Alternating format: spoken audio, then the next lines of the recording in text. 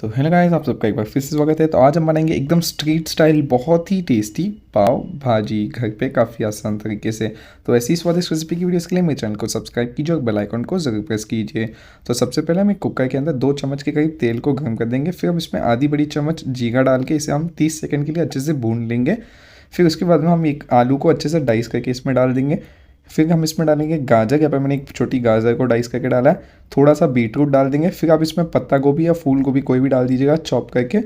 और फिर हम इसके अंदर थोड़े से मटर डाल के इसे 1 मिनट के लिए अच्छे से भून लेंगे मीडियम आंच के ऊपर। और उसके बाद में हम इसके अंदर आधा चम्मच पाव भाजी मसाला डाल देंगे। और फिर हम इसके अंदर 2 कप पानी डाल के इसे अच्छे से एक बार के लिए फिर से मिक्स कर लेंगे। और फिर हम इसे ढक्कन लगा के अच्छे से प्रेशर कुक करेंगे लगभग 3 सीटी बजने तक मीडियम फ्लेम के ऊपर। फिर हम इसके अंदर से प्रेशर निकाल के इसे खोल देंगे। और फिर हम एक स्मैशर की मदद से इन सारी सब्जियों को अच्छे से स्मैश करके इसे साइड में रख देंगे। फिर हम एक पैन के अंदर 2 चम्मच तेल फिर से गर्म करेंगे। इसके अंदर हम 2 बड़ी चम्मच घी भी डाल देंगे।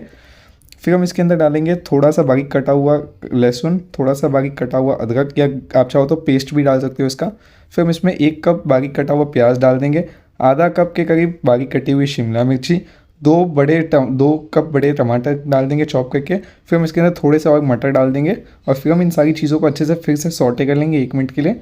फिर हम इसके अंदर नमक डालेंगे 1 चम्मच, बाद में आप स्वाद अनुसार एडजस्ट कर सकते हो। फिर हम इसमें आधी चम्मच लाल मिर्च पाउडर, थोड़ा सा हल्दी पाउडर, 2 बड़ी चम्मच पाव भाजी मसाला डाल देंगे। और फिर हम इन सारी चीज़ों को अच्छे से मिक्स करते हुए हल्का सा मशी होने तक इसे पकाएंगे बिल्कुल इसी तरीके से। फिर हम हमारे स्मैश किए हुए वेजिटेबल्स डाल देंगे इसके अंदर। और फिर से हम इन सारी चीज़ों को जो अच्छे से आपस में मिक्स कर लेंगे और अपने चम्मच की मदद से इन सारी वेजिटेबल्स को अच्छे से स्मैश करेंगे बिल्कुल इसी तरीके से चलाते हुए। फिर आप इसके अंदर काफ़ी सारा धनिया डाल दीजिएगा और स्वाद अनुसार नींबू का रस डाल दीजिएगा। यहाँ पे मैंने 1 नींबू का रस डाला है।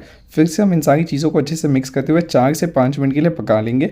और फिर पाव को भी रोस्ट करने के लिए यहाँ पे हम एक कढ़ाई के अंदर 2 चम्मच घी को गर्म कर देंगे, हल्का सा धनिया और थोड़ी सी भाजी डाल के इसे अच्छे से मिक्स कर लेंगे। फिर हम हमारे पाव को जो है दोनों तरफ से इसके ऊपर रोस्ट कर लेंगे, अच्छे से सेक लेंगे बिल्कुल इसी तरीके से पकड़ते हुए। और फिर आप इस गर्मा गर्म पाव को अपनी भाजी के साथ सर्व कीजिए और ये लीजिए आपकी टेस्टी पाव भाजी तैयार है।